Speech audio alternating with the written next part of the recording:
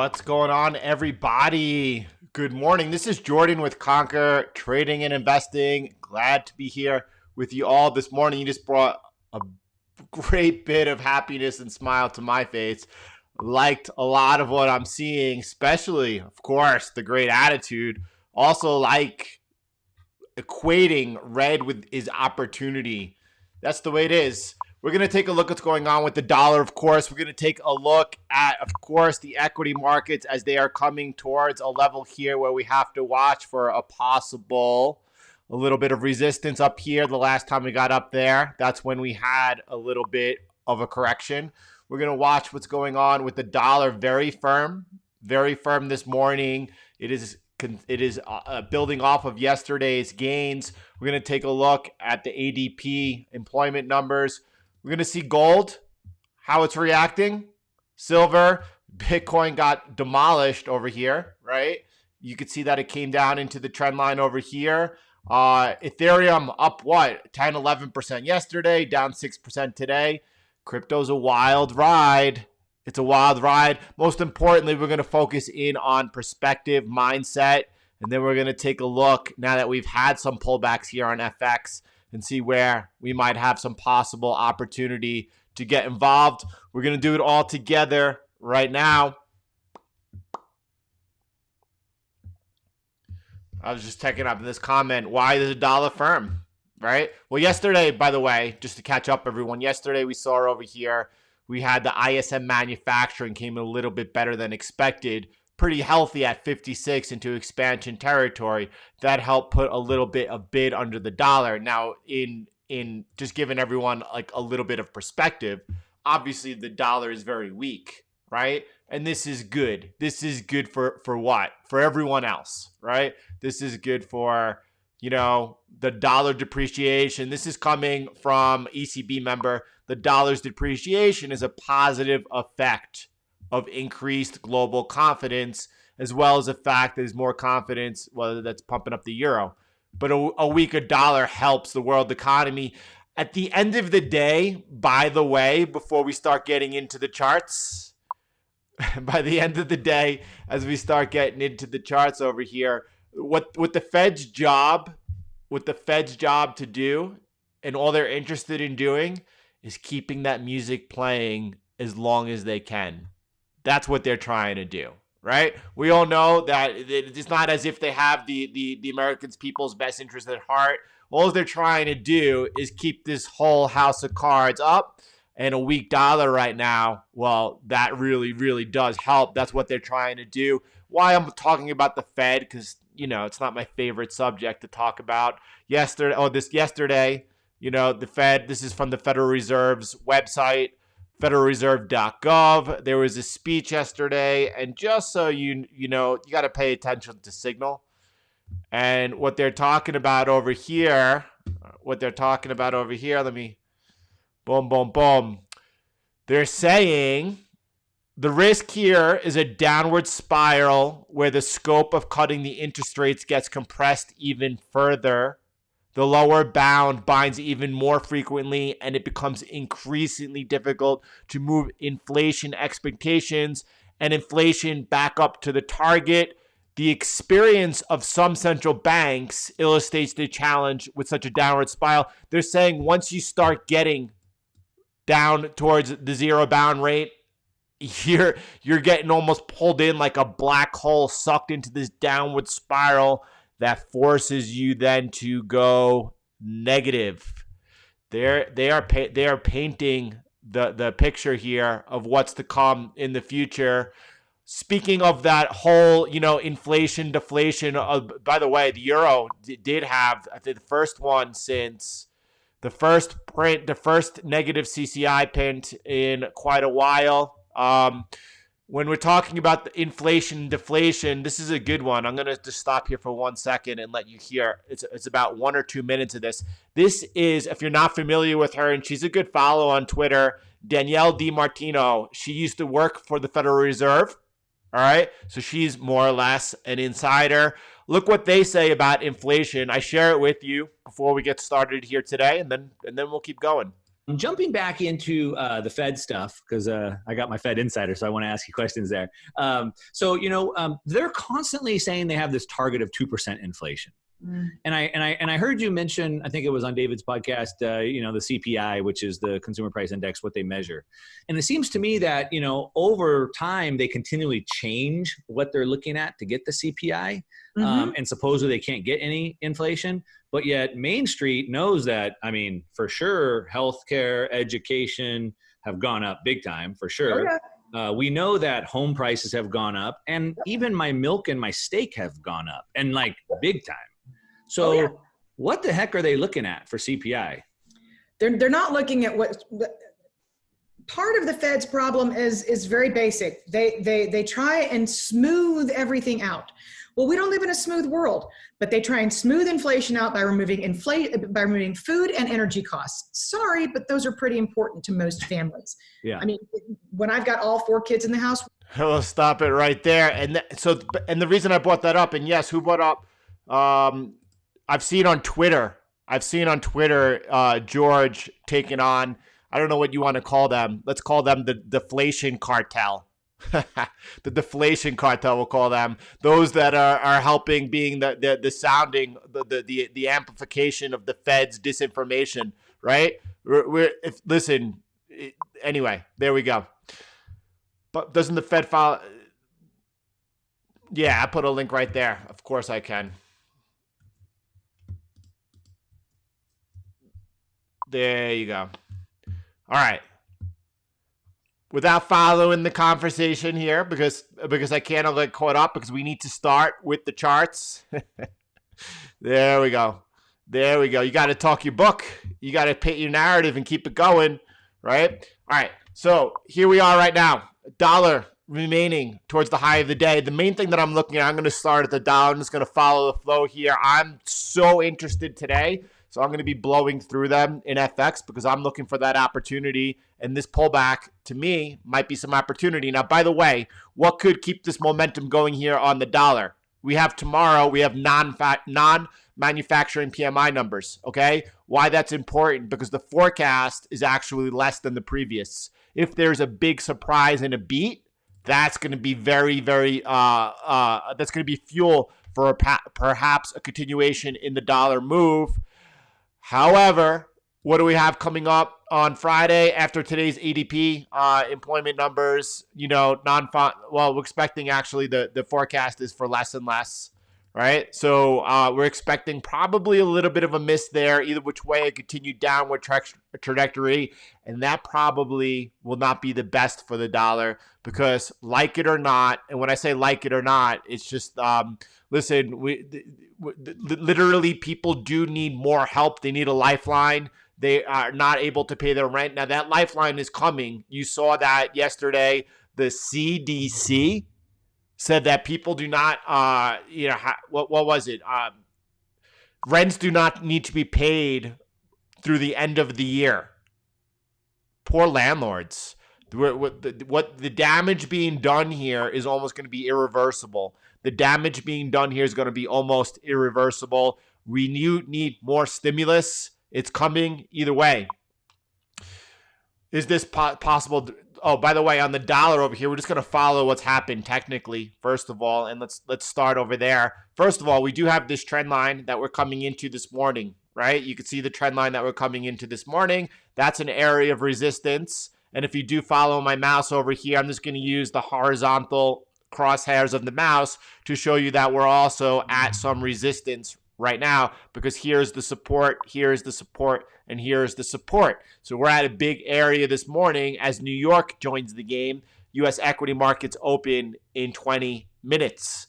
So watch to see whether or not the dollar is able to break through over here. And if it does break through, the next level becomes 93.30. It becomes over here. You can see where maybe even a little bit higher.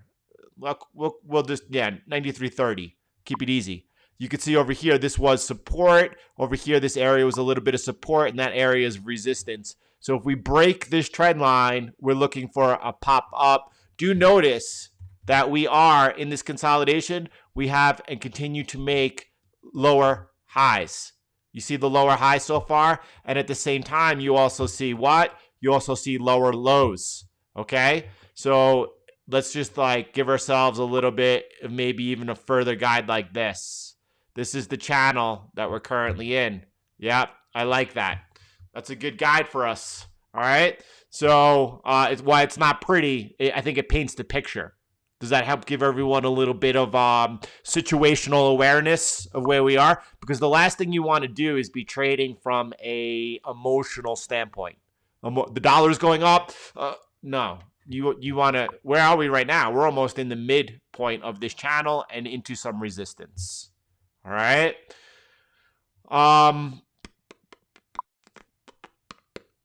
Let's keep going over here. That's the dollar. That's the reason I'm starting with the dollar this morning, because that's almost, well, let's call it foundational. Let's look at how gold is reacting so far this morning. Gold so far has been a little bit volatile. If I come back down, let me look at a 30-minute time frame. You can see a lot of jumpiness over here, right? Some people getting whipsawed, right? That's why we use the 8-hour time frame to avoid these price whipsaws back and forth. Look at that. Came in earlier overnight into the 1956 support, shot up, came back down, shot up again, and it's on its way back down again. Avoid whipsaws. If that is bothering you, you are positioned way too high in size. You have to have the correct position size in trading. Otherwise, you're just giving your money away. So what we're seeing right now is that 1956 support holding, extraordinarily healthy. We all looked at that in yesterday's update. And a resumption off, yes, that's an opportunity. But more importantly, why I like things that are nice and neat. And they could see like that trend line is nice and neat. And then we broke out of it, retested it, and came up, right? That's nice and neat. At the same time, we continue making lower highs and higher lows. So we are consolidating still, even though it's no longer nice and neat. You can't be like, you got to be flexible as a trader, right? It's an ongoing, evolving situation. And what I'm still seeing is those lower highs being put in. At the same time, higher lows. Now, being that we just came off a huge leg up, being that the fundamentals are way behind gold, I'm looking for that next leg to be up. Doesn't mean it's going to be, but I'm looking for it to be up, right? And as long as we continue holding that 1956, which we are holding right now, it's extraordinarily bullish, right? What happens if we make a lower low, a lower swing low, and we take out this call it 1900 to keep everyone on the same side? By the way, let me get a time check, because as people come in and it's about 15 minutes into the stream. If you want to know what's going on with gold, I should put a comment into the description, but I can't. If we make a lower low and take out 1900, at that point, it looks like then that we're going to come down further. And then, we have around 1800 and 1750 as places to watch. All right. So it's impossible to predict the market. You have to just follow the flow. Thank you, Juan. I'm glad I saw that comment. Thank you, Juan. Greetings, Mohammed. Good to see you.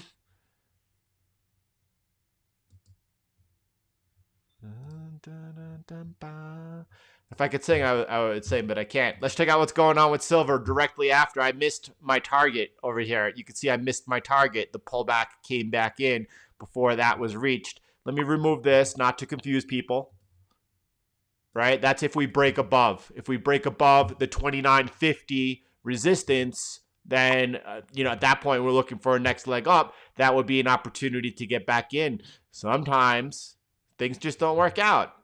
Sometimes things just don't work out. But again, look at this. All right, first of all, this was the entry over there, right? And if you just move that over, we're still above it. So just like gold, the technical structure of silver is still very, very bullish. Very bullish. What happens on silver? What would make us think that, all right, we're losing a little bit of forward momentum over here? There's this little piece of support over here that's coming in from resistance, support over here, right? Above 26 continues to be very, very bullish. We lose 26, 24.50. That looks like a place to look to lean in. And then below it, you have 23.32.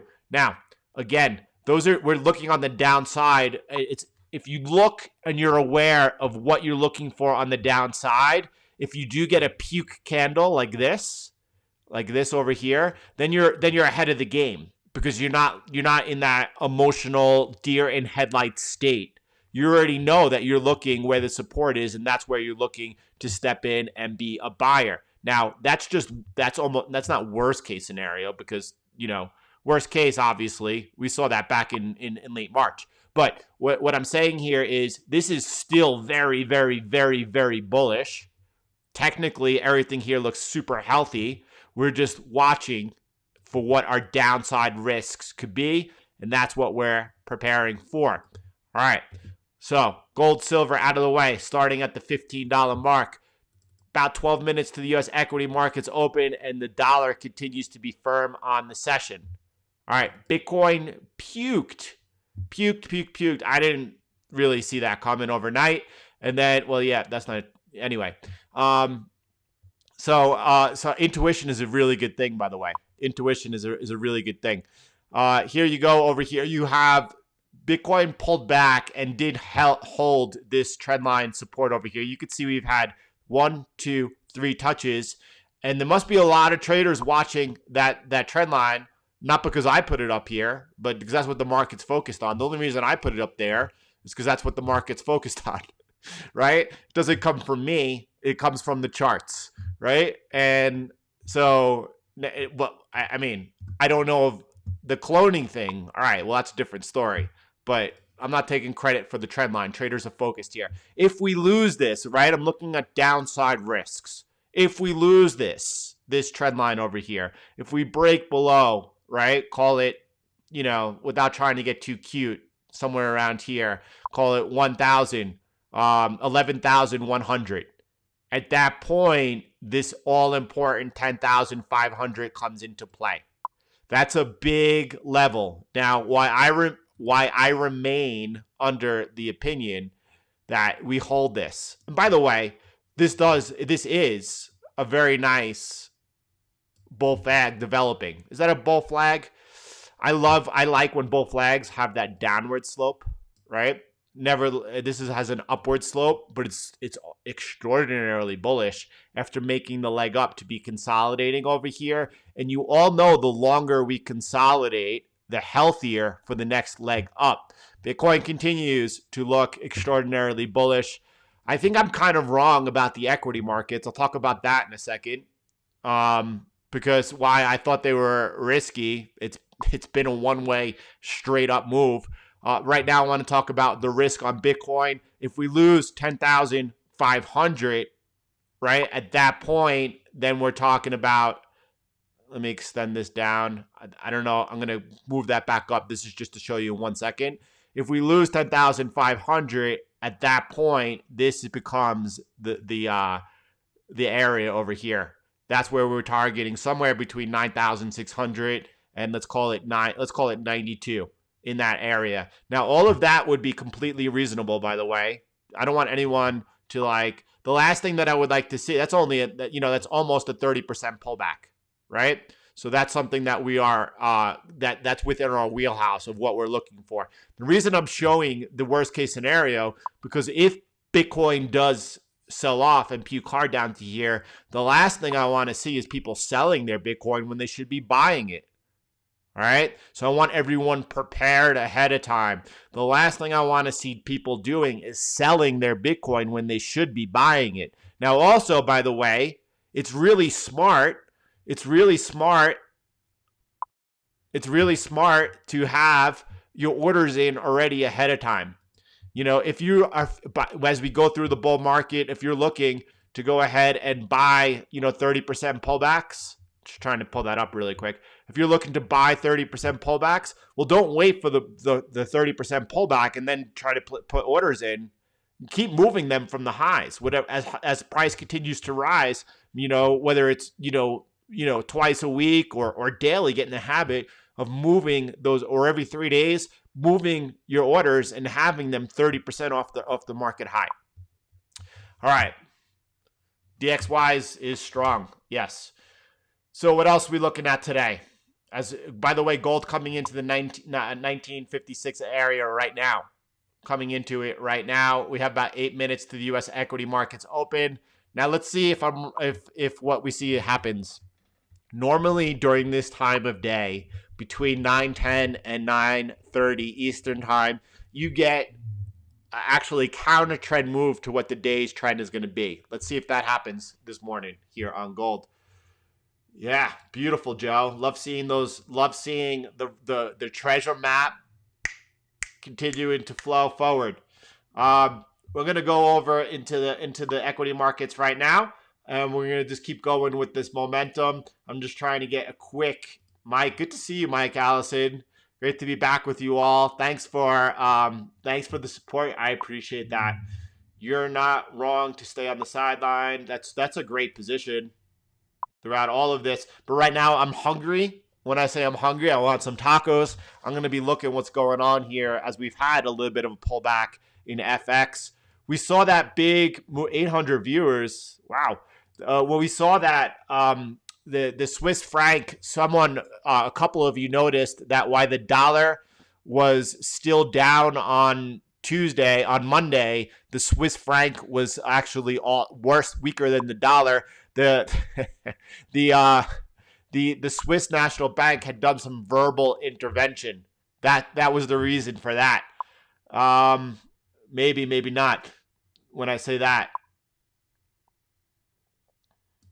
we're going to take a look at the S&P right now, and then we'll follow that up with the Nasdaq. That's right. Bitcoin is uber healthy right now.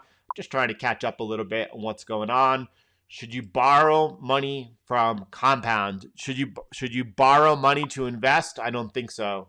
That sounds really risky for me. What you should be doing is working on learning how to compound money yourself. We do that in the FX market. Learn how to compound money yourself, and then you don't need to borrow money. What you need to do is have your finances in order. What that means is you spend less money than you bring in. That's number one, right? If you learn to have that compounding return, right? 20, 30% a year. If you learn how to do this, right? You don't need to borrow money. Get over to here, right? Spend the next 6 months learning how to do this, and then just go ahead and get funded. You don't need to borrow money. Don't borrow money to make investments. That's not good. All right. Thank you very much. All right, let's go. Let me keep the momentum. So we got S&P over here. When I say it's now, by the way, this is when during the summer, and it's been a while. Over here is when I got neutral, right, on the S&P 500. This was at the beginning of August. I hit my take profit levels, and I figured the sidelines is a better position at that point. Now, that's a big move since. That's almost 7%, right? I'm just going to call it what it is. That's a big move. That's what, the S&P, what's the average gain on a year? 9%. That's a big move. Now, I was not trading this, but you all see the pullback into support, the resumption off. I wouldn't have taken it if I was, and then also extend that line over, and then you can see the next pullback into there. So I'm just looking at that. I wouldn't have been trading. I'm staying neutral, and I've stayed neutral. Now, is that the best thing? I've said that equity markets are risky, yet they still going up. And then I talked about in yesterday's afternoon published video in the upload how I believe we're just getting started. That I do believe we're just getting started, and that this is parabolic, and that we're not even approaching this area over here yet. We're still basically over here before we start consolidating in that upwards channel, right? So what do you make of all that? Well, first of all, I'm not a fan of the equity markets, number one. Number two, I do believe the best investment for myself, for my family, is in Bitcoin. That's where I'm focused. That's where I'm positioned in. Now, it's not into 2021 that is really going to start taking off. However, right? Why I'm targeting, and my targets are a little bit conservative. My targets are a little bit conservative. What do I mean by that? I mean that, for example, by the end of 2020, I am targeting around 17,000, maybe 18,000 on Bitcoin. Is that a little conservative? Maybe. If we're there, I'm right on time. I'm right on schedule. It's not into 2021 that we start seeing the explosive moves on Bitcoin. By the way, let me go ahead and show you what I'm talking about really quick. I'm just following where I'm at, so stick with me, because what I'm getting at is maybe, there's been a lot of moves since I got neutral. There's been a big move since I got neutral on the equity markets. Now, this big candle over here, that occurs in 2021. All right? That's what I'm setting up for it. Now, even if you take, and I do expect that we're actually going to be right around, again, 17,000, 18,000. Could it be a little bit higher? It could be. But I like, could we go higher than 140,000? I think so. But I like to set targets goals that I'm going to achieve.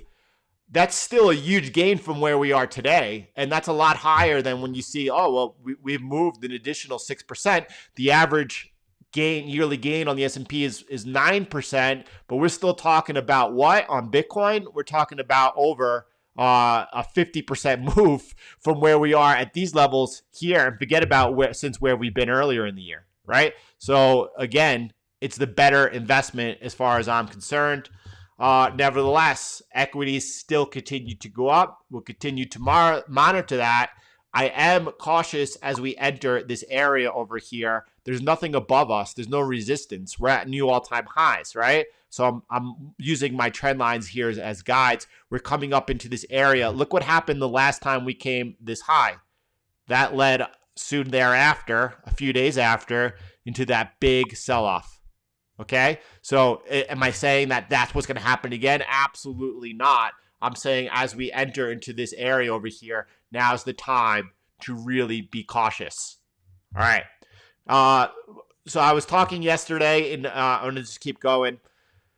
I was talking yesterday about the fact that what is different between now and the year, the dot-com bubble in 2000, is that you have the Federal Reserve buying massive amounts of securities, not just the Fed. For a while now, it's the Swiss National Bank, which has been printing money and then buying U.S. equities. In the second quarter of this year, foreign central banks stepped away and actually sold U.S. stocks.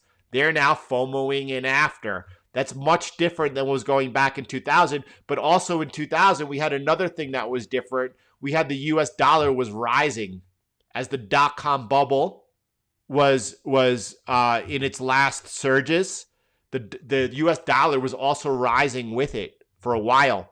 All right. Right now we have the dollar falling off. What does that mean? That means foreigners are more attracted probably to the U.S. markets as well. All right.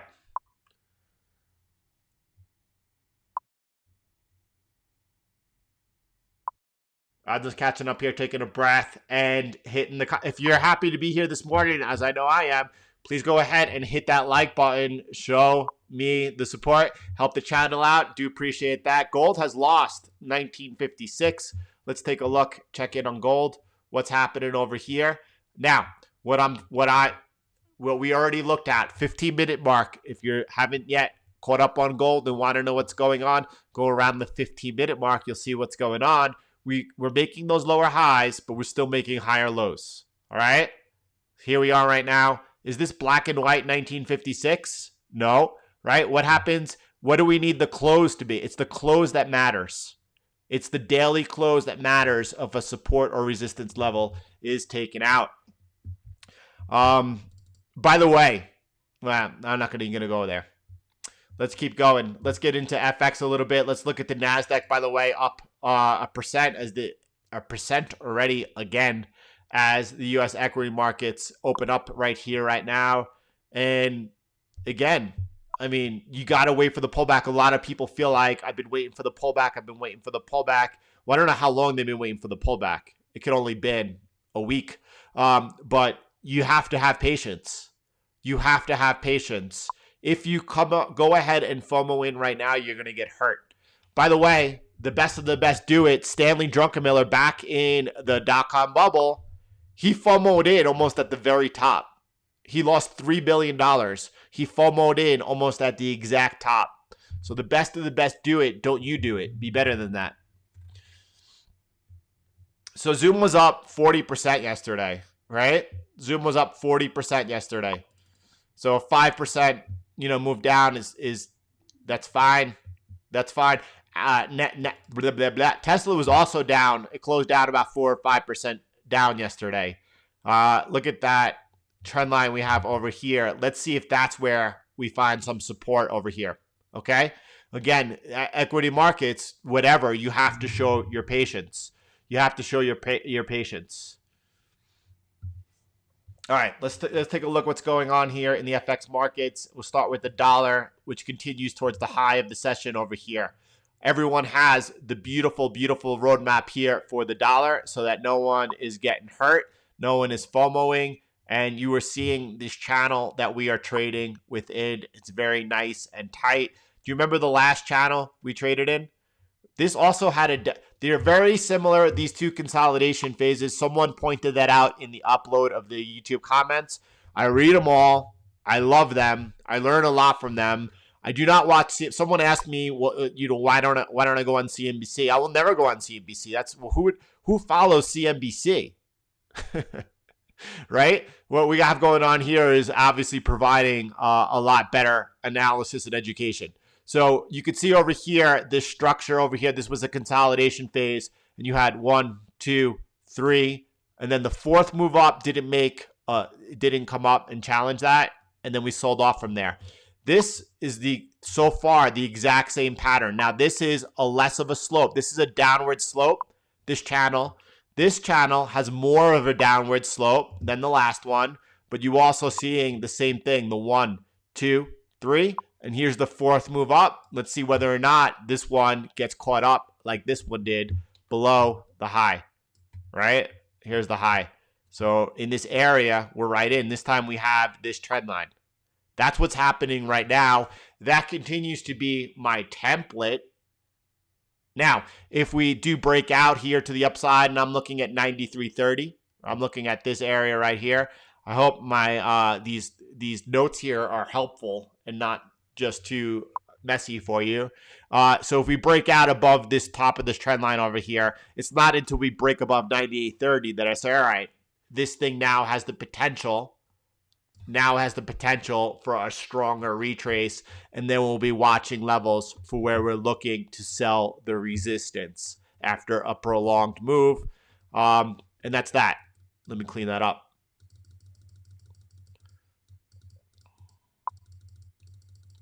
Well, I'll go back and erase it later then.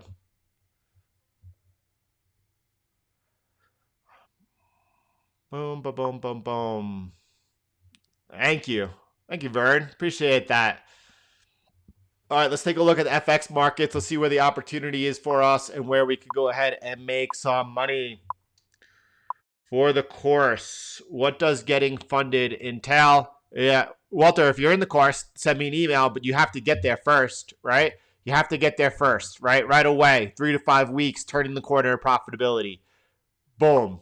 Next, this is the big one here. This is consistently profitable 3 months in a row of a 1% return. Average 1% for 3 months in a row. From there, right, you're just doubling. This is extraordinarily low risk, by the way.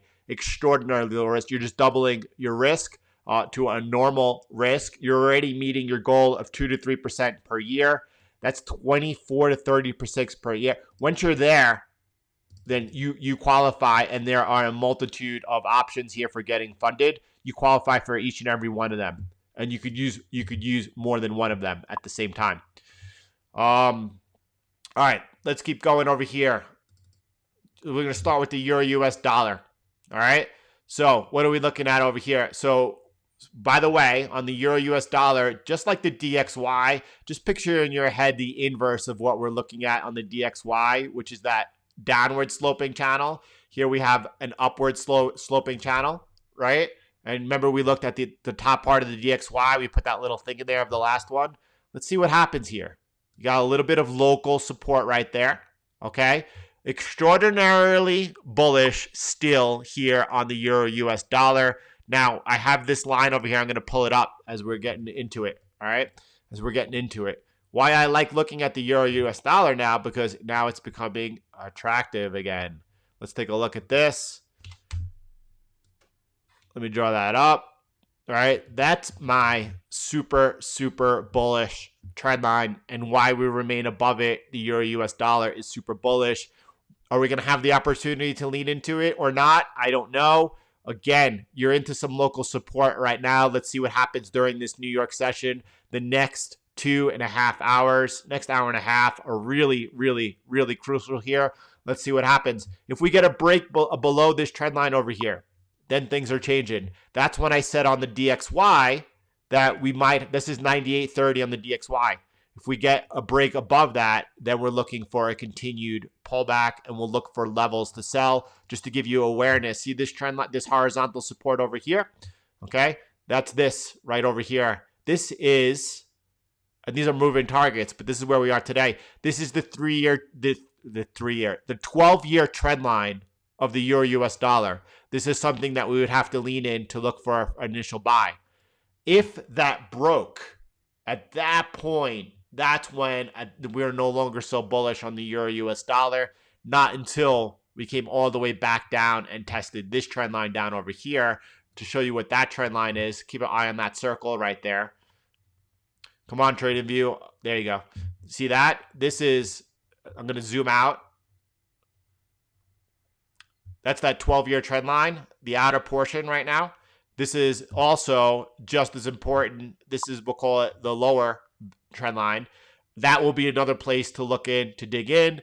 And this trend line over here, by the way, if we get below that trend line, I will be attacking the euro US dollar versus the dollar so hard. So hard. All right, because at the end, anyway, I don't want to go there right now. Little by little. All right, this is where we are right now. That's on the euro. Okay. How come, Mike? So, you know, different data feeds have different opening and closing times. Trade whatever on your chart. I don't even necessarily care. And what I mean by that is, by the way, some people connect Alanda to TradingView and trade directly off it. That's awesome. I don't do that. I trade off of FX Choice, right? And I just use TradingView charting and place my orders directly on FX Choice. Now, if you have over here, this is FXEM data that I use for the euro US dollar. Almost every other pair I use ICE. All right, just trade what's on your chart.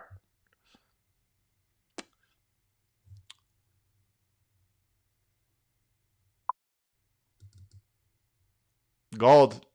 We're gonna check it at the end of the day. Holds 1956. Remains, just so you know, for the afternoon update, remains super bullish. We're still putting in those lower highs and higher lows. We're consolidating. I continue to look for another leg up. Bitcoin continue to come back off and challenge that over here. And here we are. Emotions aren't professional. Emotions are going to get you rocked, right? That's right, Joe. Especially in 2021 is when you're going to see that correlation break down big time.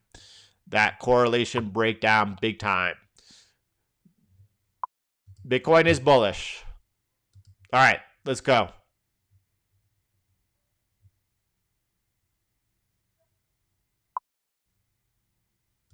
Lots of panicking today. Yeah, and that clears the way, by the way, because that clears the way.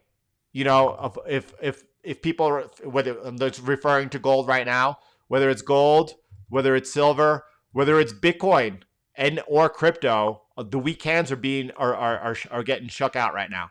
That's okay. That's good. It's and those all four that I just mentioned,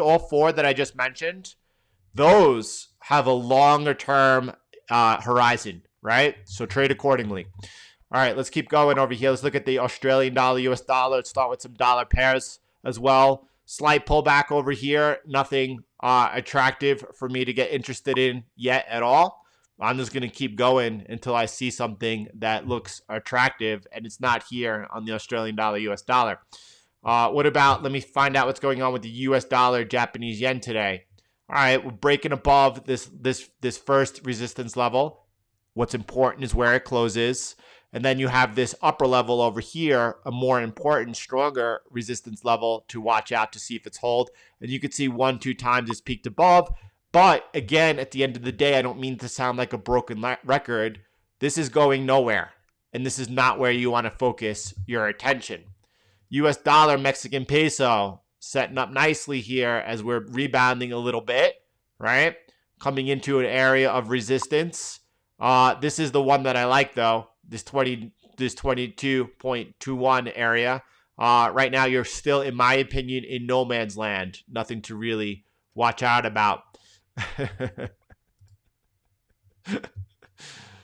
Oh, haven't been waiting for a pullback in gold to go beyond 2000. I expected the pullback since you mentioned it. So being calm and relaxed, you know, again, that's time preference, right? That's where I'm at. I'm just looking to buy gold. It's signal versus noise. It's signal versus noise. The bull market on precious metals is just getting started, in my opinion. Yeah, in my opinion, for sure. As you come back down, I want to continue going through the FX and get into a flow because I've gotten out of it. So I'm going to just work on that. But as you come back down anywhere towards this trend line, for me, is a good position. To keep it really simple, I'm targeting not 100,000, 140,000 on Bitcoin. So Bitcoin at $12,000 seems really cheap to me. Bitcoin at $15,000 seem really cheap to me. And if you're waiting for that first 30% pullback, you know, if that occurs when Bitcoin trades to $17,000, $18,000, you're coming back here to $12,000. Now, is Bitcoin going to pull back at around 14,000? Maybe, but if it does, I think it's only going to pull back towards this area over here, towards this trend line over here, somewhere around 12,500. All right. So, let's keep going. Let's look at some other U.S. dollar pairs. New Zealand dollar, U.S. dollar. What's going on with it? Let's check it out. We'll start with the dollar pairs, then we'll get into the yen pairs. Getting hold up against some resistance over here, right? Again, the Australian dollar and New Zealand dollar, they look extended to me. So that, you know, something's got to be clear. Neither one of them at this point look like yellow flag opportunities to watch. What about the pound U.S. dollar? This looks interesting. Let's take a look. I'm going to get just a deeper view over here, right? This is area over here, this blue area that was resistance that now is holding possibly as support. Let me come back down. Let me just get a little look at it, and let's see. So that's kind of interesting over here if it is able to resume off of there. But you can hear by my voice, I'm not sold on it, right? You can hear by my voice that it's hesitant and I'm not sold on it. The Euro US dollar continues to be the one that I like. And you can see right now it's coming into this area right here of that local support right over there. If it holds and resumes off there, it could be an interesting entry. That one I do like. All right, let me unflag this. Let's look what's going on over here with the Japanese yen pairs. Let's start with the Swiss franc Japanese yen. Jason, if you are here, you brought this up yesterday. Let us know what else you're looking at. This line over here, this trend line, by the way, just watch really quick, just so you have some situational awareness. By the way, it was the central bank here who verbally intervened over there. You see this point right over here that I'm looking at? You see that's where we've bottomed out over here? Interesting, right? If we lose this, then I'll be looking for a bigger pullback. And this is some support over here. Let me draw it in.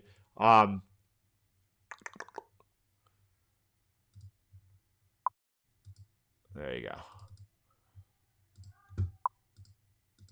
All right. But right now, this is actually giving a buy signal right now on this session after coming into the support and now resuming upwards. So very, very, very interesting and attractive for me.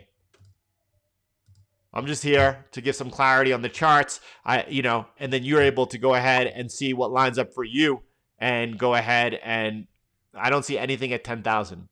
10,500, big level. All right, let's look at the Australian dollar, Japanese yen. After bursting out, we were looking, this trade is beautiful, and we were watching it for a while, that triangle developing, looking for the breakout. Here was the breakout into the resistance, right? This is where I lined up at, what was that, on Monday, and was taking profits there at 78.40. That trade went on from early July, by the way, and now we're pulling back. Is it attractive again to lean into? No. If we clear above that resistance at 78.50, that does set up, another possible look for an entry. But right now, I'm in no man's land, because here's resistance, here's support. I'm just hanging out over here. So that's no man's land. Nothing happening at all. What about the euro, Japanese yen? Right? A little more interesting right now, for sure, as it's coming back down into this area of support. Here's the support right over here. So this is interesting. This setup, it's yellow flagged already. That is, so far today, for as far as I'm concerned, the most attractive setup that I'm seeing. Now, would I take a trade, right? If you look at the risk to reward over here, let's say this came back down, and let's say this triggered somewhere around here at 126. All right. Would I take a trade that has more or less a 1-to-1 risk reward, right? All day long, and only because I'm not looking to take profit here. I'm only looking to tighten up the trade, move my stop loss in, which automatically increases my overall risk to reward on the trade. So that's interesting for me. What about the pound Japanese yen? Heath was talking about yesterday, taking profits over there yesterday. Heath, man, instincts. We got to trust our instincts. And that's the truth. But Heath has a shorter time preference than myself, for sure. And he's been in this trade for a long time. But overall, we're still so bullish on this, especially right here above this area of support, right? So let me zoom out a little bit. That's a big level, by the way. This was a big level. That resistance, which is now flipped into support, that's a big, you see all of this resistance and then all of that support. We blew through it. There's a big level now. A pullback into here, as what's happening right now, and a resumption at. That's very attractive for me as well. All right. Rodolfo, you could either try typing 480 in the middle of the chart, see if that works. I use the upgraded version. It's, I think, $7 a month. You just go ahead and type in 8. You type in hour, and then you type in add. And then you have the 8-hour charts. It's a China story. Speaking of China story, Australia just went. Let me pull that up just so you can see really quick. Australia, look at that. It is a China story. It is the first time in 20 years. Look at that. It's a China story.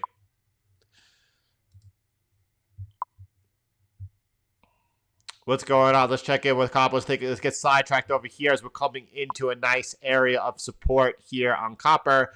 This looks like where you want to watch and see if this holds and resume off. In my opinion, that provides a good place to add. So copper continues to look healthy over here. Healthier right now than gold and silver, which are consolidating, putting in lower highs and higher lows.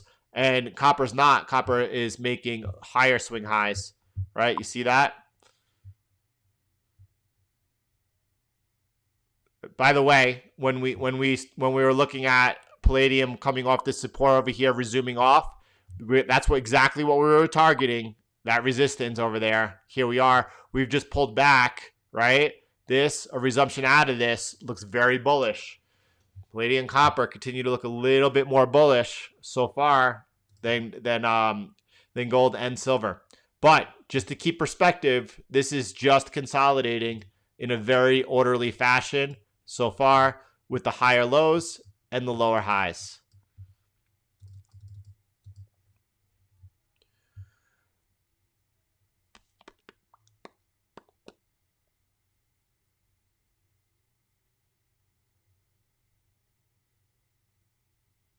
All right.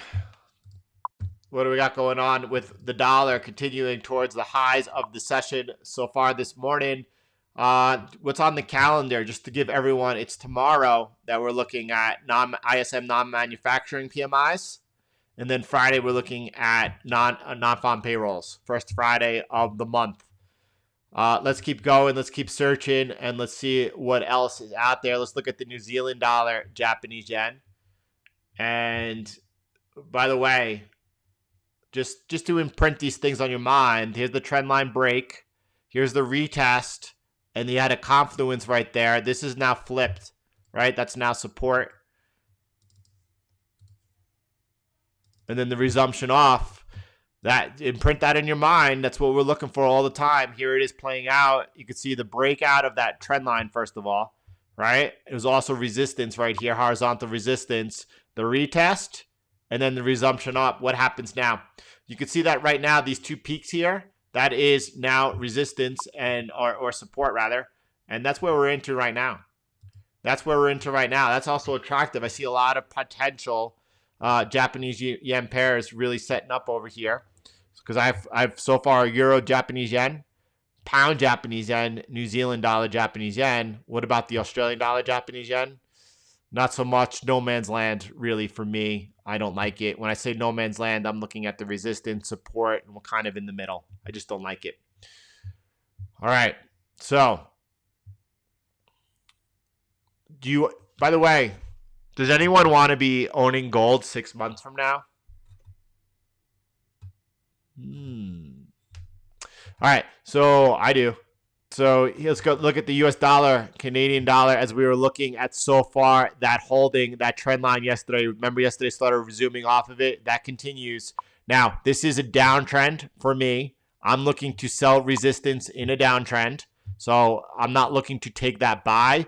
If you were to go ahead and zoom out, right, and you were looking at that trend line, which this is where we attacked hard. The US dollar Canadian, there's so many great trades this year. It's ridiculous. The US dollar Canadian dollar was one of them. Now, we're back into that trend line. And so far, so someone's taking that buy. I can't say that I disagree with you at all. That's what we looked at yesterday and I saw it. Only I'm not looking to take it. But that could perhaps be a really good place to lean into, right? Perhaps. That's there. I could not say it any better ever. Jesse, I want to own gold at any time from now. That's the comment of the week by far.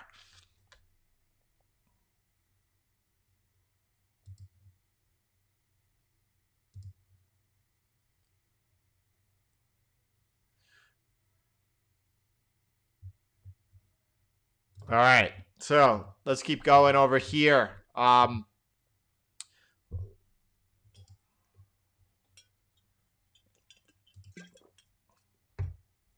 All right. I'm just getting my self situated. US dollar, Swiss franc. We haven't looked at it. Let's take a look at it right now. All right. I don't need this note over here. Boom. So US dollar, Swiss franc, and this is just showing that it was in a downtrend, right? I do see that trend line over there. If you want to draw it in. No, I don't see that. That's nothing for me. So what are we looking at? Because we're in a downtrend. The central bank verbally talked it up over here, but I'm looking to sell resistance, right? Is this a resistance that I'm interested in right now? Well, we've already looked at the dollar. We know we're getting towards the top of the range, perhaps, but it's not that attractive for me. So I'm just gonna. I have a lot of things that are attractive. I'm gonna focus on those. What about some cross pairs? We haven't looked at cross pairs. Let's look at them all right now and see what's going on.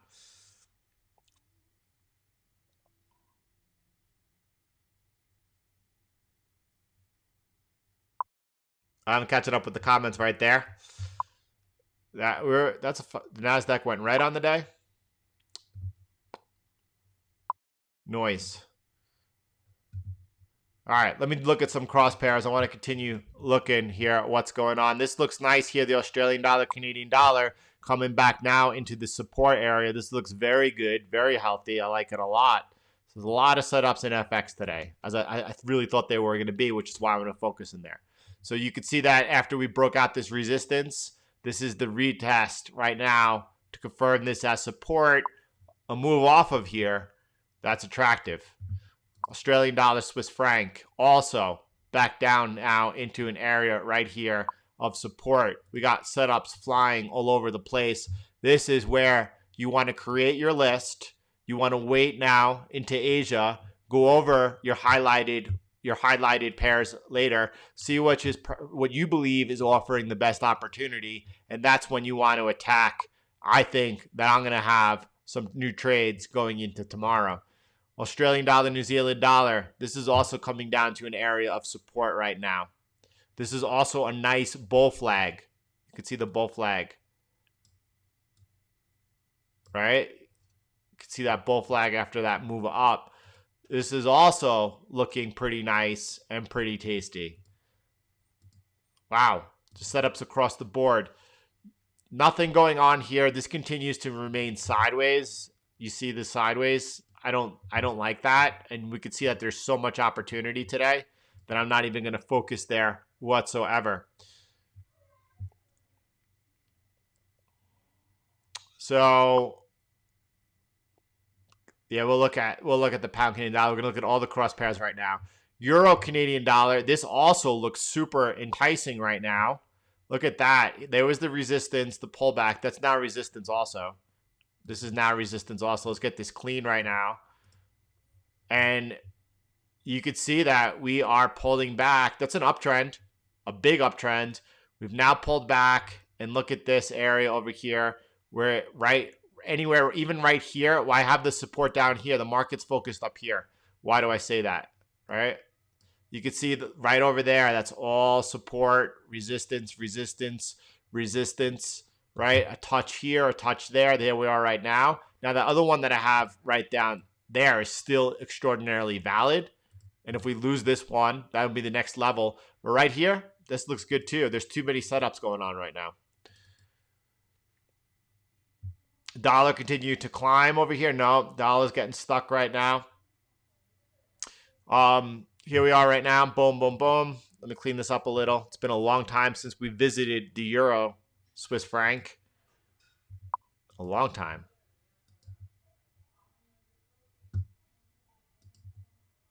It's messy, and I don't like it. I'm going to keep moving forward.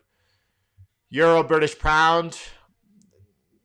That's into an area right there of support. Where's the resistance? Right there. And make that resistance.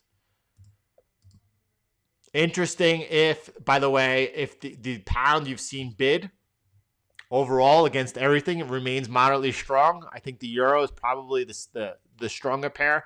And then I'm talking about overall, the past call it since March lows.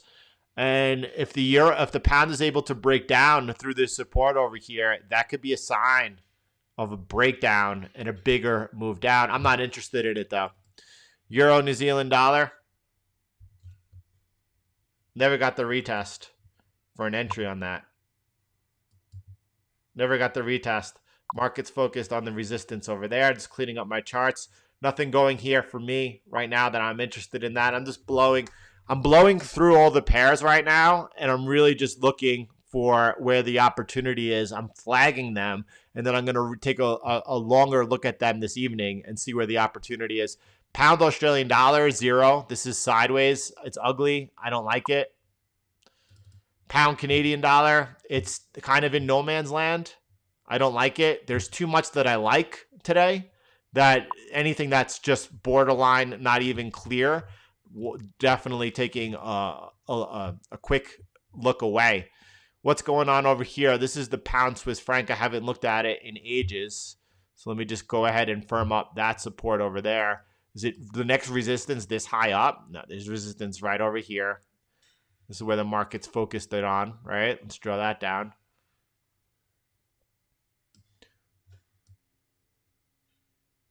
It's a hard one.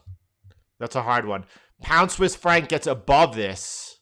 Again, I see the pound making those moves. I'm so cautious of getting involved in the pound because of the great unknown that's going on over the next few months. There's going to be, it's going to really come into the forefront of the markets the closer and closer we get to the end of the year, whether or not we get a clean exit, meaning a deal between the EU and the UK, or whether or not we get a hard exit.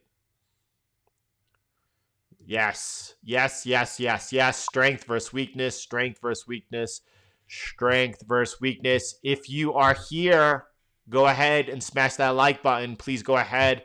Show a little bit of support. Do appreciate that very much. This is the pound New Zealand dollar. And interesting, the New Zealand dollar has been putting moves against everyone and everything.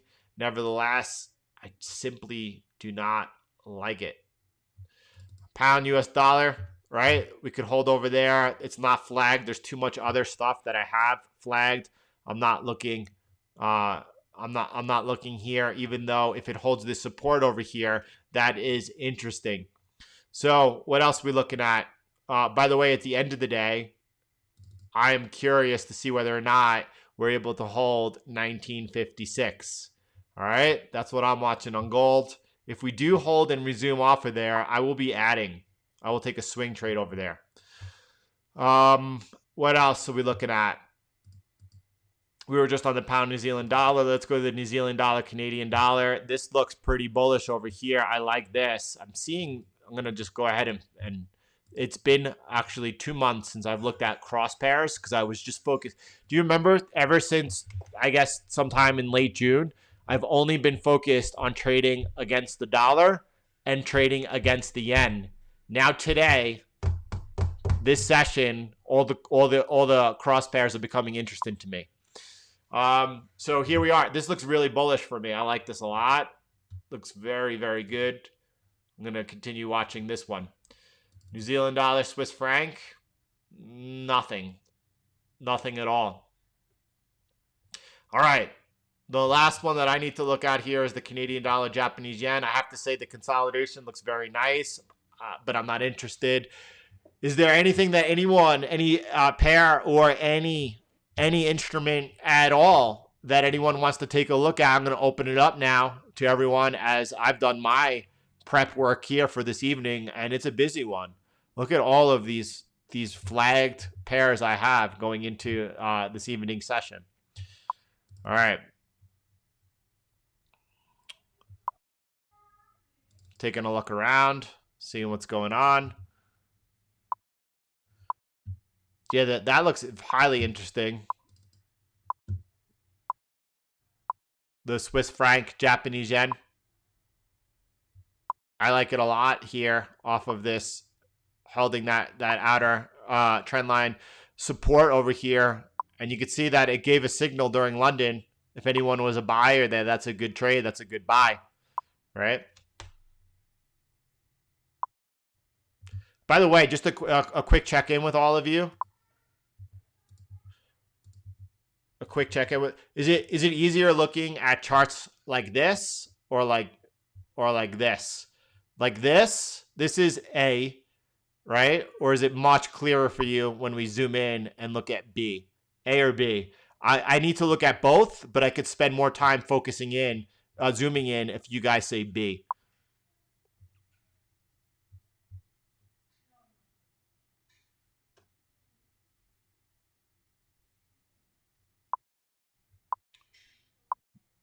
Good. Good, because I'm always focused in on A.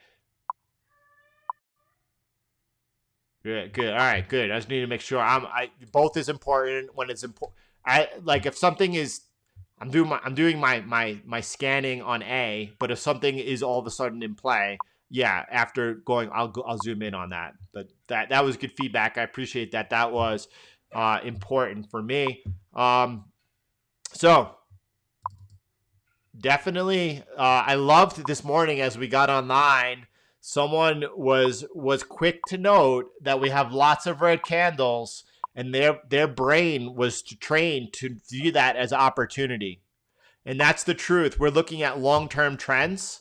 When I'm not talking about FX, we just went through FX. That's swing trading. That's different, and those long-term trends make a big difference. What are those long-term trends? Well, for the past couple of months, we've been looking at that weaker dollar, and we've been looking at that weaker yen. Those have been just like money machines, right? At the same time, we're looking to take advantage of those on the swing traders time frame. When it comes to Bitcoin, crypto, and also precious metals here, my time horizon is much greater, right? Those for me are accumulate. And like Jesse noted, when it comes to gold and silver, I'm not looking, I always want to own those. That's just the comment of the week, that's for sure.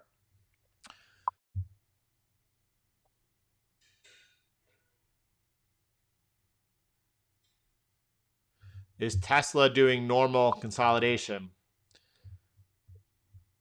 Watch this trend line over here that we have on trend line. It's the only guide we have up over here, right? What about any hot? Let's get a look at Tesla first of all. It's hard looking at something going straight up, right? So when you say, is this going through a normal, by the way, before the split, I love how I had my whole markups on Tesla, and then Tesla split and it messed up all my charts. That's fine. So what's normal is this. I mean, here you went straight up, and then look at that beautiful bull flag, right? And then the next leg out of it, right? What happens here next from now? Well, do you want to buy Tesla here?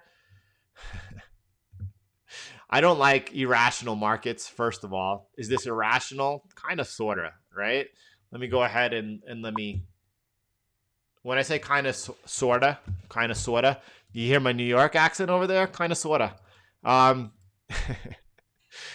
Well, let me finish that train of thought. When I say kind of, it's irrational in the fact that, look at this thing is going straight up like a rocket. At the same time, what we're looking at happening here when the Fed is a buyer here of all of these securities, when you have other central banks printing money and stepping in and buying U.S. equities, how irrational is it? I'm not really sure. The market is forward thinking. The market is looking at the further expansion of the right now with the whole nonsense about the Fed talking about like that they can't meet the inflation target. That's just a cover so that they could print more. This speech that we looked at earlier that was released yesterday is just a cover because they're going to be printing more. The reason they're printing more, it's the only way they could keep in this game. I don't like it over here at all. And, focus more on the equity markets. The equity markets over here are not attractive. So when you get into a point where we're like, all right, now's the time we want to lean in, that might be the place then where you could look what's going on in Tesla and lean in, right? Now's not the time to lean in. What really, caused this over here is when Tesla went ahead with that new offering. So people taking profit are doing it rightfully so. Is that the top on Tesla, the all-time top? I don't think so, right? I believe we're going much higher across the board on the equity markets. But timing is everything. Don't be in a rush. If you, and I know you did, right, want to get involved in Tesla at another point, and if you missed it, you don't need to get your revenge on Tesla. And there are better opportunities at this point by far than Tesla. Tesla right now has appreciated drastically and is, at this point, you have to ask yourself how fairly priced it is, right? Things overshoot to the upside and downside. Looks like Tesla's overshot to the upside for a while. So there's other opportunity elsewhere.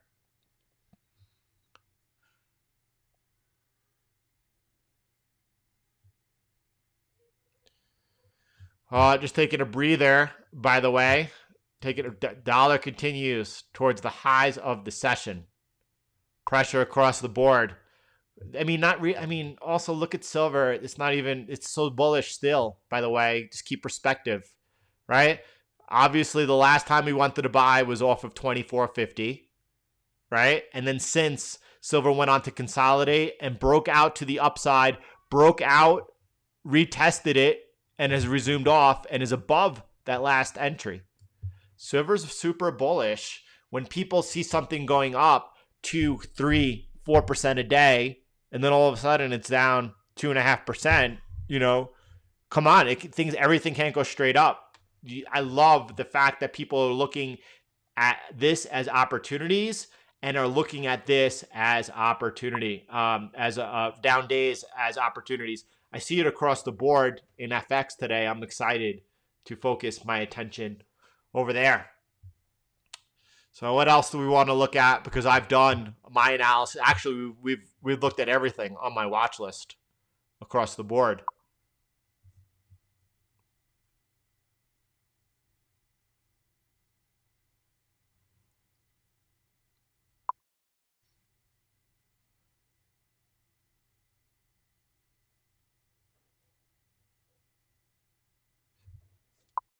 Listen, Benjamin, I mean, silver right now, first of all, if silver resumes off of there and holds this, right, and resumes off there, is that an entry? It depends what you're targeting, right?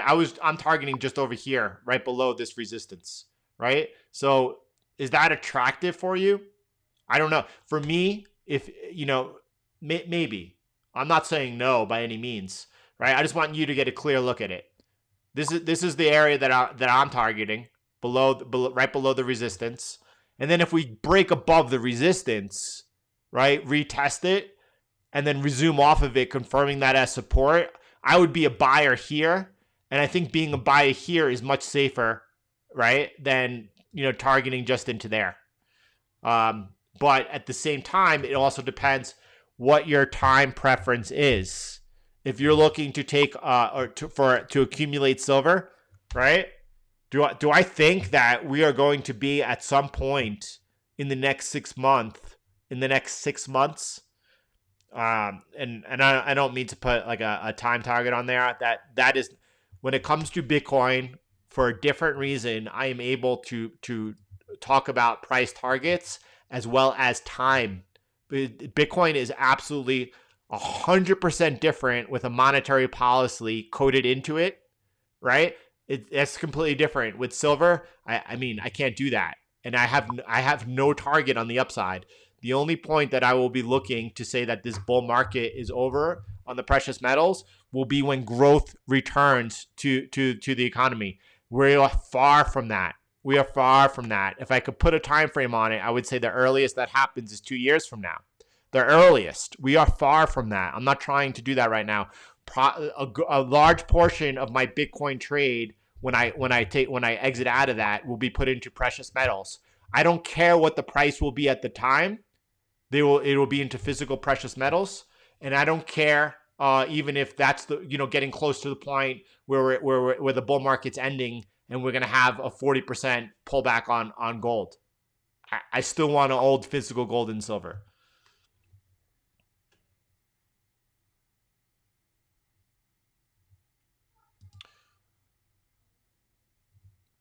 Dan, I'm obviously why I definitely have that, let's say, macro awareness, and it's important to me. As you can see, I'm all the time playing with it, right? All the time.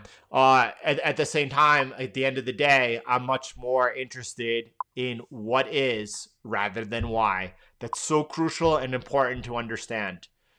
What is rather than why. If you're focused only on the why, you could get caught up with being on the wrong side of a trade because it doesn't make sense. It doesn't have to make sense. It only has to be what is happening. That's why I focus in on the charts. But the U.S. Treasury has the power to intervene in the markets if it wants to, and that could, regardless of what the Fed's policy in. Now, when central banks, and in this case I'm using central banks and including the U.S. Treasury, intervene, when they do it alone, it has a temporary effect, right? So at any point in time, if the sitting president wants to intervene in the market, they can. They have the right to do that, and they're able to do that. But it's when all the central banks act in unison that it has a bigger effect. The dollar moves in big cycles. Call it, just for the sake of illustration, like 7-year cycles. And generally speaking, every low in the dollar has come with a central bank acting in unison. So we're not seeing that happen right now. I'm looking at signal. I'm not looking at noise. I believe that we continue to look at prolonged dollar weakness. It does not mean that we're not going to see any type of, this is not a retrace. We're consolidating here, right? We broke out above this to the upside. We have to watch what happens into that first resistance. But then this is the big one. And this is the big one for me, right? I'm not going to make those darker until we're getting close to those, right? Those are big technical levels. And why we're below those, the dollar, those were big breaks downs on the dollar. Be looking for both of those to hold. If we were to get above 96.40, at that point, I would be looking, at that point, we're seeing dollar strength, real dollar strength, and then we could start seeing that continuing.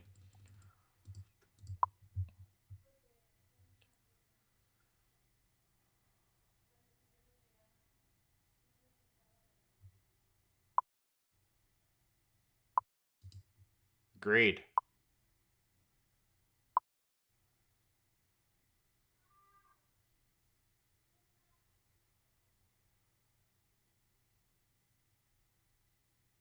We got a strong look at the dollar. We started it off. And if you want to get a strong look at the dollar, go back to the beginning of the live stream. That's where you're going to see a really good look at the dollar. What else? I've done all of my analysis. What else do you want to look at? I see something here. Could you please pull up a chart? What do you think is a good time to add? I'll go over Bitcoin. So by the way, let me just start over here. It's funny, right? Let me get into this with y'all. I'm going to start here on the 12-hour. All right. You all know, everyone, when I say you all, I mean anyone who's following this channel, right? And you remember when I was super active in Bitcoin over here? This is where like all my focus was on Bitcoin, rightfully so. You all know that I am, let's call it, ultra bullish on Bitcoin right now in this bull market phase that we're in.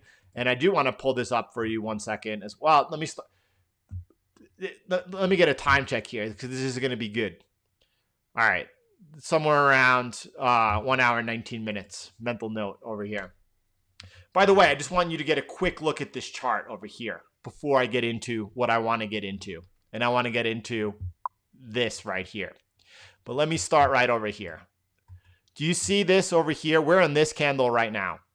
This is the candle that we're at right now. Now, this candle, you could see that it ends up right towards the last all-time high, right?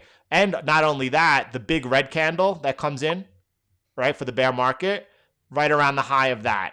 That puts us right around, what, 17,000, 1,800. That's where I expect to be at the end of the year. But it's not into 2021 that we get the big candle. And not only that, that's when you're going to see really the correlation between Bitcoin and anything else and everything else really break, because Bitcoin is going to be doing this.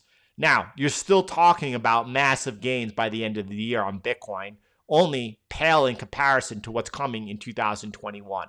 Now, that's just one thing to take note of. The next thing is, Plan B's stock to flow, and probably we have a new red dot now. So let me just pull that up real quick for you. If there's not a new red dot, I'm going to be a little bit, let's get back from vacation and let's get on it. Let me just check real quick to see if I can pull it up. And if it's not, it's not really that important. So I'll just keep going because I want to get into my analysis. I don't see it. I wish I could.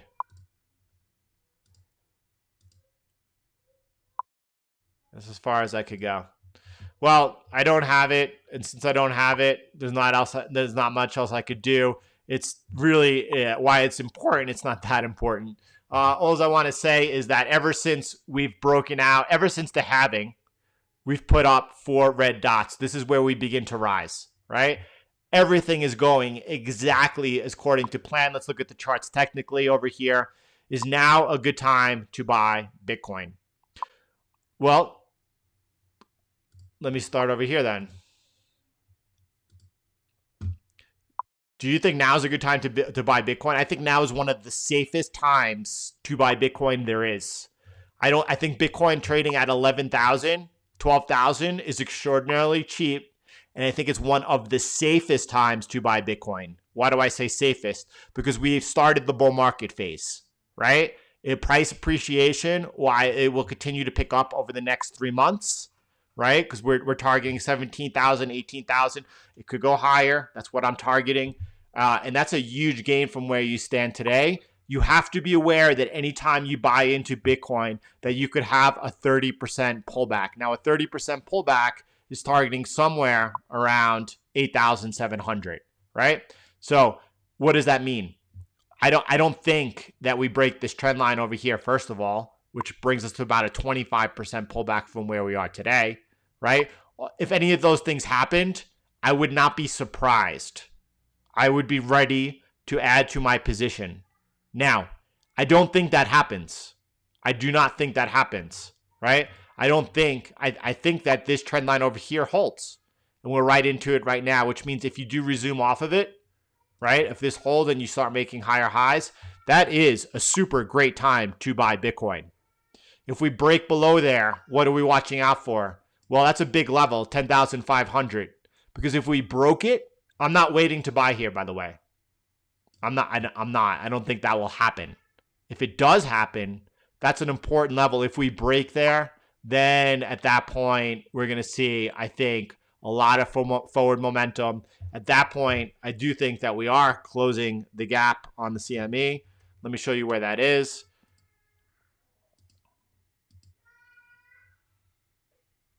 Right over there. You see this gap here on the CME. If we break 10,500, then I do believe there's a strong chance that we close that gap. That would be targeting, call it 9,600. So all those things are possibilities, and you want to be prepared for them, because if they're happening and everyone people get emotional, right? And people get scared and people sell their Bitcoin when they should be buying. If we come down over here, right? That's the place that you want to buy Bitcoin. That is a 25% pullback, right? We could have 30% pullback. We're prepared for them. That's where you want to be a buyer, not a seller. Do I think that's going to happen? If you had to put a probability on it, I mean, I couldn't do that. I don't think it happens. It could happen. Be prepared. And if we do go down there, make sure you already have orders ready, because it's going to be quick. You're going to see it's going to be quick.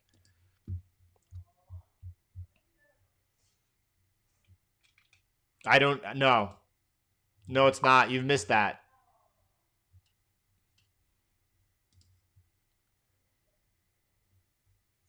Wait, do you have a chart? I don't know why. I mean, it's not important, but I love looking at it.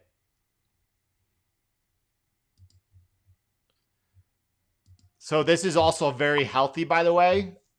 Kips, the fact that you're seeing a rotation out of the Nasdaq, which was leading, and then into the Dow, that's super healthy.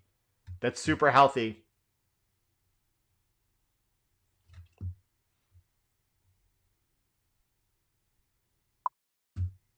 Ethereum, I mean,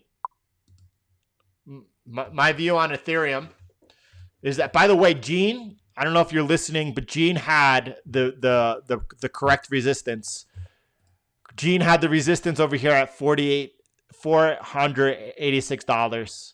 You could see that we traded up to $488 yesterday. So I just want to really applaud you, Gene.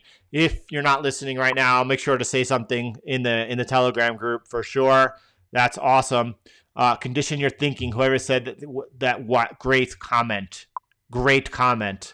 That's what we're trying to do. Oh, by the way, you'll notice that I do not focus in on Bitcoin too often or too much. The reason for that is because because right now you should no longer have that mindset of anything but of riding that bull market and holding.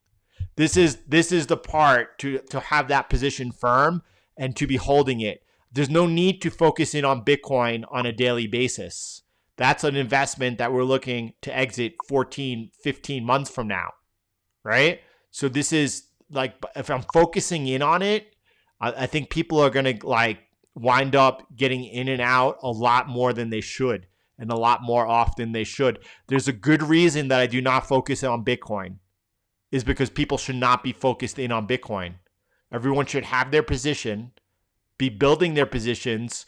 I will continue to accumulate Bitcoin through the new high of 20,000, because for me, 17,000 Bitcoin, why it's no longer cheap, it's still attractive. Let's put it that way. 17,000 Bitcoin is still attractive. And by the way, after the bear market, because I'm going to become very bearish on the price of Bitcoin come the winter of 2021. By the way, at the bottom of that bear market is going to look somewhere around $30,000. So 17,000 Bitcoin, that's attractive, because in the coming bear market, you're not going to see that low. So Ethereum is similar in nature, right? This is when I brought it to everyone's attention, because I started picking up Ethereum over here, right? And I said that, first, once we broke out this support over here at 3060, I added to Ethereum as well, because that was the start of the bull market on Ethereum. So the bull market of Ethereum is literally just begun. Ethereum is also now outperforming Bitcoin. It broke an important level on the BTC ETH chart, or ETH BTC chart rather. Now this area over here of resistance, right? That was the next target. I think it's just a matter of time before we take it out. It's not a big level at all. It's not a big level at all. I think it's and you can see right now that we kind of pulled back. Oh, Gene, you are here. I'm so glad you heard that, because I was so happy. I was so happy about your work over here and how you were dead on. It really made me so happy. And then you can see also what Gene did is he took the trend line over here and he's cloned it on the way up, as we do on Bitcoin. And you can see how relevant that is. So I think it's a matter of time before we take out this level over here, 500 on Ethereum. And then after, there's really not much in the way. There's not, until we get to 800, there's not much in the way. I'm targeting 800 on Ethereum. Do I think we break 800 in Ethereum during this bull market? Of course, I really do. I am not sure, and I know that a lot of people will not agree with me on this. Obviously, that doesn't matter. I don't care. But if I'm still holding Ethereum, I will be taking all my profits over here and exiting for sure. I might do it at 800. And the thing is Bitcoin, for me, is one of the least risky investments there is out there. And Ethereum, why it's going to appreciate much more than Bitcoin right now, it's highly speculative, and it is risky. And that's not what I'm looking for. I'm looking for actually high probability and safer than riskier things. Now, if you're young, should you be invested for the alt cycle in a multitude of altcoins and looking to ride that out through the entire cycle? Yeah. You got to put together some wealth. You got to focus your resources in order to do that, right? So either way, I'm rooting for Ethereum. I'm rooting for it, but whether it's coming into the 800 level or somewhere around maybe the 1100 level, I'll be exiting Ethereum. And it won't mean I won't be rooting for it. I will be. Bitcoin's first support is 11.2. You got the support right here. See that trend line support? We've had in the last week 1, 2, 3 touches into it. That is, yeah, it's right around there. Sure, I definitely agree with that, Dan. I strongly agree with that.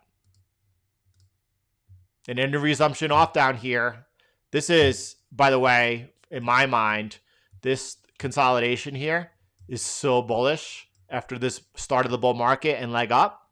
It's so bullish. And I think coming out of this, I think coming out of this, we put up a massive move to 14,000 on Bitcoin. Is Bitcoin forming a head and shoulders? No, it's not. And if you're looking at this left shoulder right shoulder or left shoulder.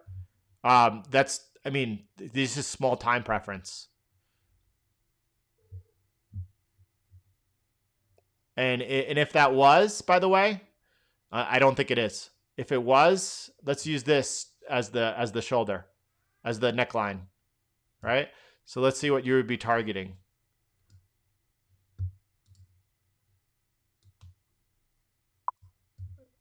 Right, to close it. That would target closing the CME gap.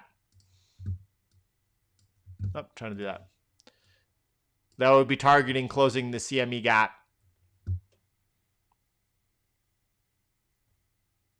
No, I'm not concerned about what the dollar does either which way.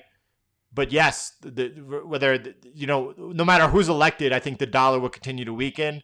It will weaken obviously less under Trump than it would under Biden, but I'm not betting on the dollar at all, even a little.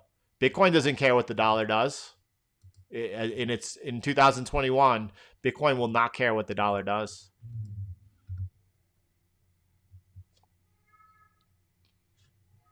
I think so, Roman. That's where I'm at. Silver's down 2.5%. Silver's really not getting killed at all. Like, just heads up, this was silver getting knocked out of the park, right? Remember this? This was silver getting knocked out of the park. I released a video on vacation saying, no, this is a buying opportunity, right? And then what happened was we consolidated, broke out of the consolidation, came back, retested it, resumed off of it, and are now back down, retesting that last local support. Silver is not getting killed at all. Silver is bullish.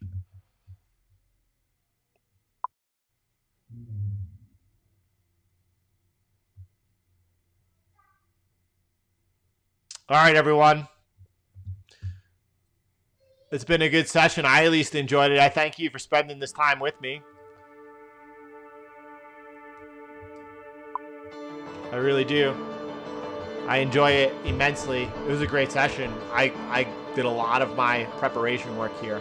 I got a lot going in to tomorrow. And to be honest, thank you everyone for checking in on how I'm doing. Obviously, my brain is a little bit clearer than it was on Monday. Start like from 4:00 p.m. It gets difficult. The line really has been kicking up.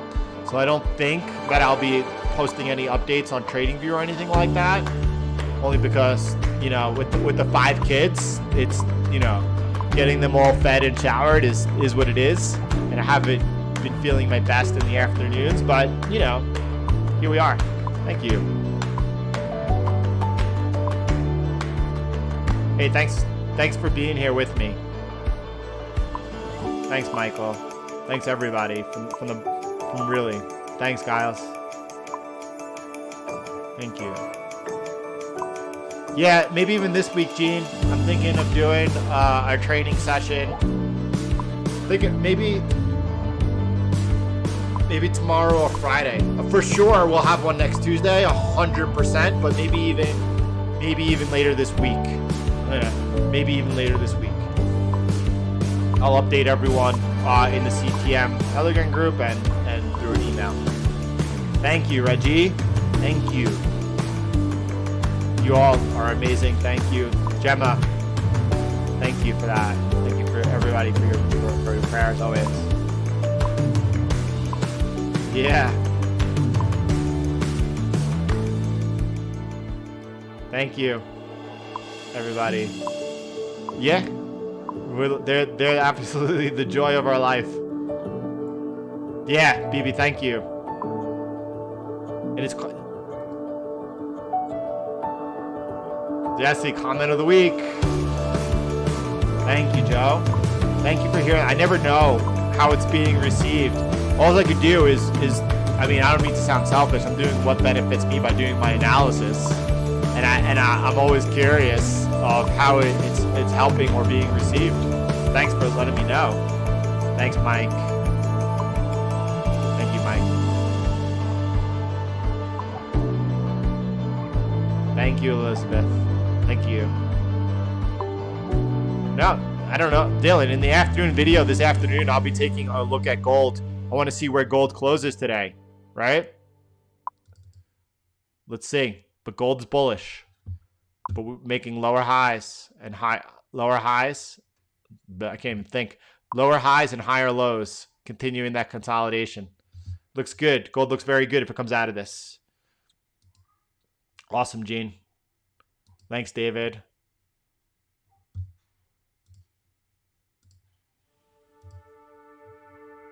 Thanks, Thomas. Awesome, Zach. We support each other, that's for sure. Right? Iron sharpens iron. Obviously, I need something to eat over here. You can hear my brain faltering out. Thanks, Andre. There you go. I like that, Kips. Pay attention.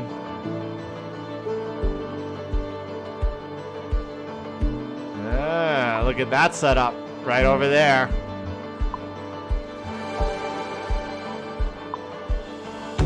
Dino. Thanks, Kenneth. Thank you all. Have a beautiful day, everyone. Brad. What's up? Great day, everyone. The Brad slogan. Great day, everyone. I love it. 140K. Good chance we break to the upside.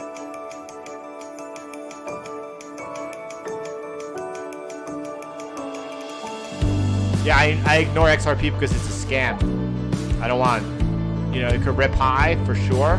Maybe it takes out even $3. But it's a scam at the end of the day. I don't want anyone I know getting invested in that. That's why.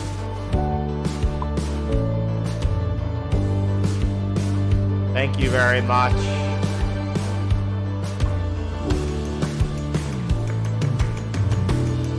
By the way, anyone who's taking the time to comment at any time, it's always important. Thanks, John. Let's get some waves. I see a set coming in. Like, I haven't got into that analogy. It'll come when it comes, but man, there is a set coming in, and I see it, and I want to find out which wave to ride tonight. Thank you, Kev. That's important. Thanks, Kevin. Thank you for that. Yeah, we go every Monday through Friday. We're live at 9 o'clock a.m. Monday through Thursday, I update in the afternoon by 5 o'clock p.m. You got it, David. Thank you.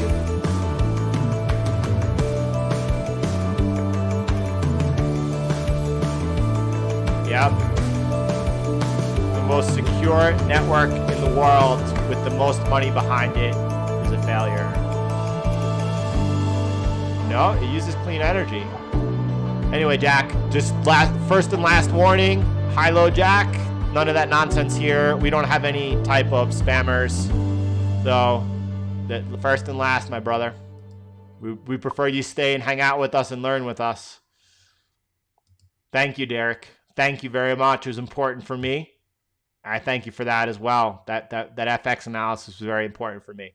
I see that the crosses are coming into play, right? For me, that's a signal. Australia, why the US dollar and Japanese yen have been fun. Maybe the crosses are where it's at right now.